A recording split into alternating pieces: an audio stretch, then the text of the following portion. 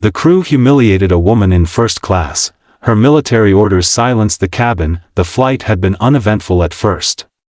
Passengers settled into their seats, reading magazines, plugging in headphones, or dozing lightly as the plane ascended into the cloud-streaked sky. The hum of the engines was a steady, almost hypnotic background. In first class, a small sense of exclusivity hung in the air, a mixture of luxury and entitlement. It was here, amidst plush leather seats and attentive flight attendants, that the day's tension began to unfold. Lieutenant Colonel Aisha Khan, a decorated officer in the military, had been traveling for a critical assignment overseas. She had boarded with calm precision, her uniform immaculate, medals pinned carefully, boots polished. She preferred to keep a low profile, blending professionalism with discretion. But she could feel eyes on her, curious and, perhaps, judgmental. The trouble began when she unbuckled and placed her bag in the overhead compartment. A flight attendant approached, a forced smile plastered on her face, and said, "Ma'am, these are first-class seats. You're not really supposed to sit here." Aisha raised an eyebrow. "I have a reservation for this seat," she said firmly, producing her boarding pass. The attendant's expression faltered, and then hardened. "I mean, typically, first-class passengers, well, they expect a certain experience." Aisha frowned but remained silent, sensing that this was not merely a question of class etiquette. It was something deeper, a prejudice she had learned to recognize in subtle forms over the years. Another attendant joined in, whispering just enough to be overheard by nearby passengers. "Isn't she? I mean, shouldn't she be somewhere else?" A murmur rippled through the cabin. Eyes turned, some curious, some judgmental. The air grew heavy. Aisha felt a familiar tightening in her chest but refused to let it show. Then it happened. The first attendant leaned closer, voice dripping with condescension. "Ma'am, you know, some of our passengers might feel uncomfortable seeing someone like you up here." Something inside Aisha snapped. Not from anger, not from pride, but from the clarity of purpose. She reached into her bag and pulled out a small but official folder. With steady hands, she placed it on the tray table in front of the attendant. "These," she said, her voice calm but authoritative, "are my military orders." The attendant glanced at the folder and recoiled slightly, realizing she was facing something far beyond the usual complaints or policies. Aisha continued, "I am on official duty. These orders grant me the right to travel in this capacity. I expect the same respect you would give to any commissioned officer." A hush fell over the cabin. The murmurs ceased. Phones were lowered.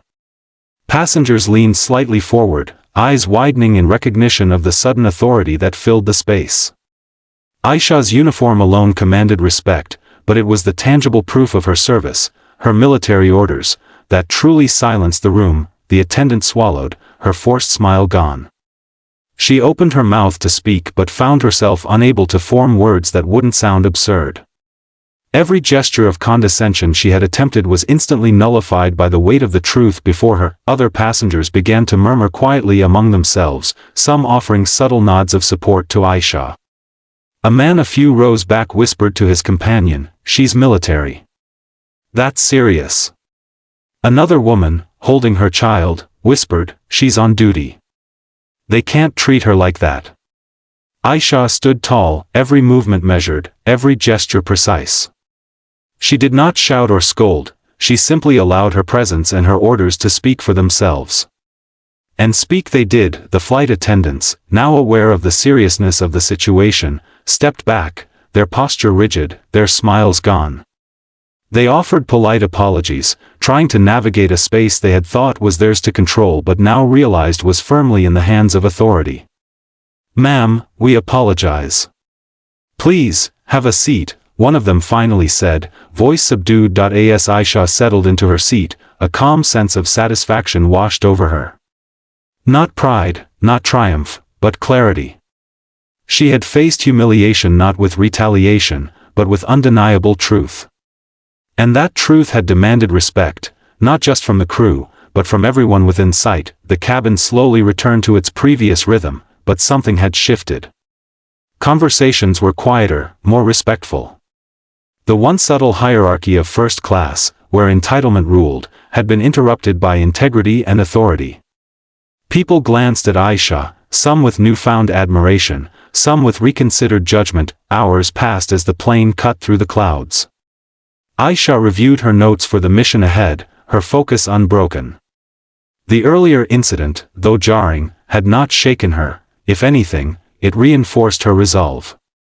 She knew the world often tried to minimize or judge those who did not fit its narrow expectations, but she also knew that dignity and authority could not be silenced by ignorance or prejudice. By the time the plane began its descent, Aisha had become more than just a passenger.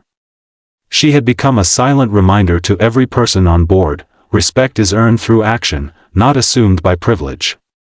The murmurs of disapproval had been replaced by whispers of recognition, and for those who had witnessed it, a lesson lingered. Appearances may deceive, but truth commands attention. As the landing gear lowered and the plane prepared to touch down, the crew approached Aisha once more.